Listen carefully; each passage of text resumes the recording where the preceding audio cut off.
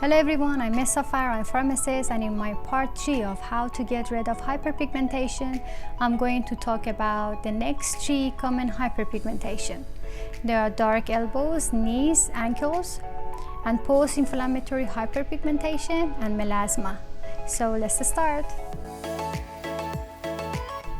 First common hyperpigmentation is dark elbows, knees, and ankles, which is known as a friction melanosis.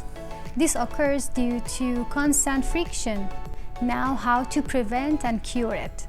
You must make a conscious effort to avoid sitting in a particular position, which leads to friction of these parts of your body.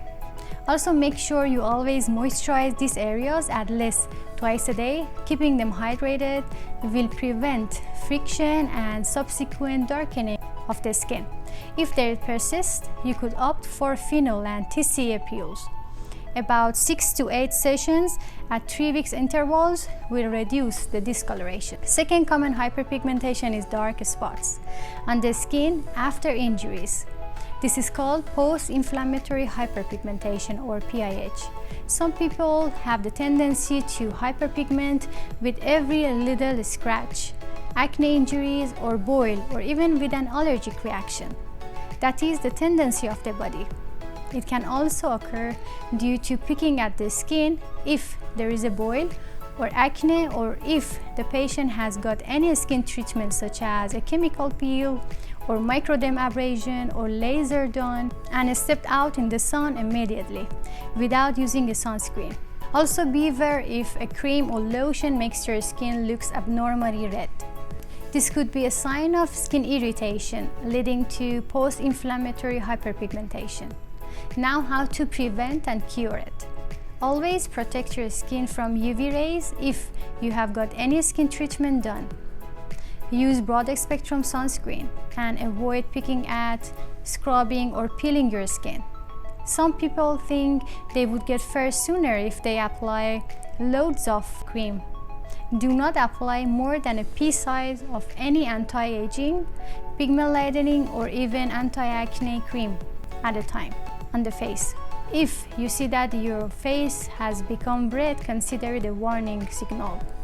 The only 2 products you can use on your skin as much as you want are sunscreen and moisturizer. Consult a dermatologist to get your PIH sorted. Various pigment lightening cream which are steroid-free or prescribed under supervision.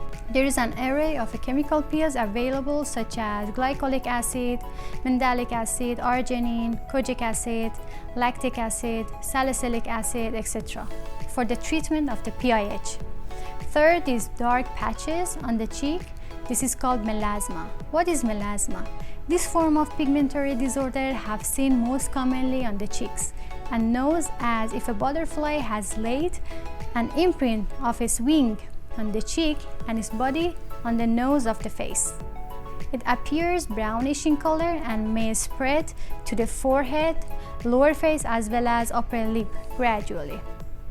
It increases on certain days and looks very light on certain days. Melasma looks darker just before one's menstrual cycle in female, or with the slightest of sun exposure or with stress. Melasma occurs as a result of a sun exposure or due to hormonal changes in the body. For example, during pregnancy, very commonly seen in pregnant ladies, and it often called the pregnancy mask. It can be genetic too. Now, how to prevent and cure it? Unfortunately, there is no treatment which guarantees a permanent solution. Melasma will disappear if it is epidermal, but if the increased melanin is sitting deeper in the dermis, may only get lighter. The most important treatment is protection from UVA, UVB rays, visible lights, and infrared rays. Use a broad-spectrum sunscreen and wear hats, scarves, and carry umbrella whenever possible. There are skin lightening creams containing hydroquinone, which form a gold standard. However, prolonged use of hydroquinone leads to blotchy skin and a condition called Ochronosis. Tranexamic acid-based creams are found to be better and safer. They have no adverse effects even when used for a long period of time.